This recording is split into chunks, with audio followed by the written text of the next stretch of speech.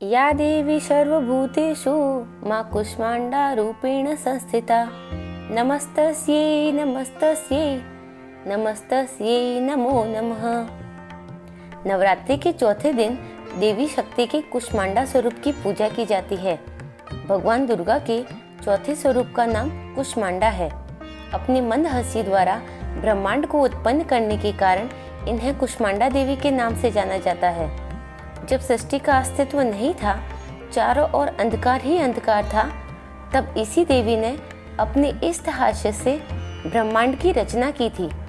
अतः यही सृष्टि की आदि स्वरूपा आदि शक्ति है। इनकी 8 भुजाएं हैं। इनके 7 हाथों में कमंडल, धनुष बाण, कमल पुष्प, अमृतपूर्ण कलश, चंद्र और गदा है। 8वें हाथ में सभी सिद्धियों और निधियों को देने वाली जप माला है। ये भक्तों के कष्ट, रोग, शोक, संतापों का विनाश करती है। इनका निवास सूर्य मंडल के भीतर के लोक में है।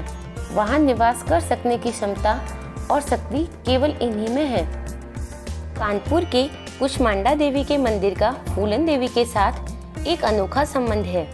आइए उस संबंध को एक कहानी के रूप में जानते हैं। उससे पहले कानपुर के कूष्मांडा देवी के मंदिर का पता लगाते हैं।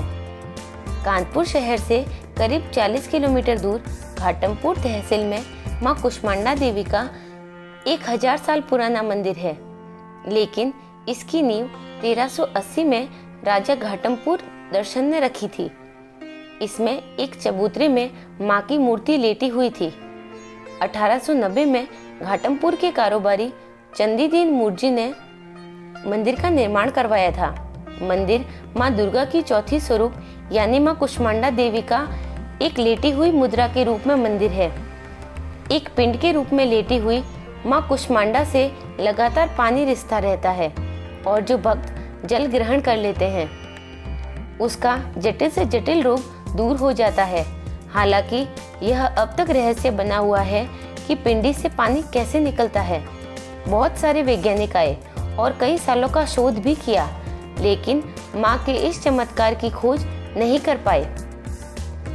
माता कूष्मांडा देवी के इस मंदिर में पंडित पूजा नहीं करते। यहाँ नवरात्रि हो या अन्य दिन सिर्फ माली ही पूजा अर्चना करते हैं। 10वीं पीढ़ी के पुजारी माली गंगाराम ने बताया कि हमारे परिवार से 10वीं पीढ़ी की संतान है जो माता रानी के दरबार में पूजा पाठ करती है।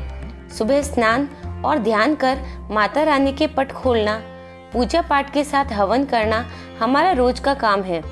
मनोकामना पूरी होने पर जो भक्तगण आते हैं हवन पूजन करवाते हैं। गंगाराम ने बताया कि करीब 1000 साल पहले एक घाटमपुर गांव जंगलों से घिरा था। इसी गांव का एक ग्वाला उढ़ा गाय चराने आता था। शाम के वक्त जब वह घर जाता तो गाय का दूध निकलता ही नहीं था। गाय एक बूंद दूध नहीं देती थी। उसको शक हुआ और शाम को जब वह गाय को लेकर चलने लगा तभी गाय के आंचल से दूध की धाराएं बहने लगी। मां ने प्रकट होकर ग्वाले से कहा कि मैं मां सती का चौथा अंश हूँ। ग्वाले ने यह बात पूरे गांव को बताई और उस जगह खुदाई की तो मां कूष्मांडा की पिंडी निकली। गांव वालों ने पिंडी की स्थापना वहीं करवा दी और मां की पिंडी से निकलने वाले जल को प्रसाद के रूप में पीना शुरू कर दिया। माता कूष्मांडा की कहानी शिव पुराण के अनुसार ये है कि भगवान शंकर की पत्नी सती के मायके में उनके पिता राजा दक्ष ने एक यज्ञ का आयोजन किया था जिसमें सभी देवी देवताओं को आमंत्रित किया गया था, लेकिन शंकर भगवान को निमंत्रण नहीं दिया गया। माता सती भगवान शंकर की मर्जी के खिलाफ उस यज्ञ में शामिल हो गई।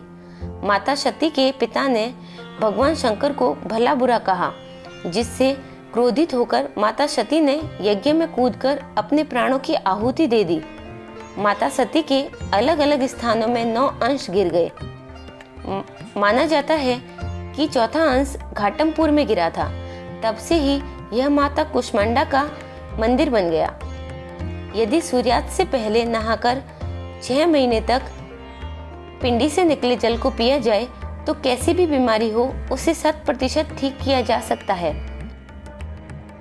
साथ ही नवरात्र में हर रोज भक्त मां के दरबार में हाजिरी लगाएं और प्रसाद स्वरूप पोहा, गुड़ और चना चढ़ाए तो कुष्मांडा माता भक्त की हर मनोकामना को पूर्ण कर देती है। मंदिर के पास बने तालाब में कभी पानी नहीं सूखता। बारिश हो या नहीं हो, इस बात का उस तालाब पर कोई असर नहीं होता। सूखा भी पड़ जाए तो इसमें पानी कभी कम नहीं होता।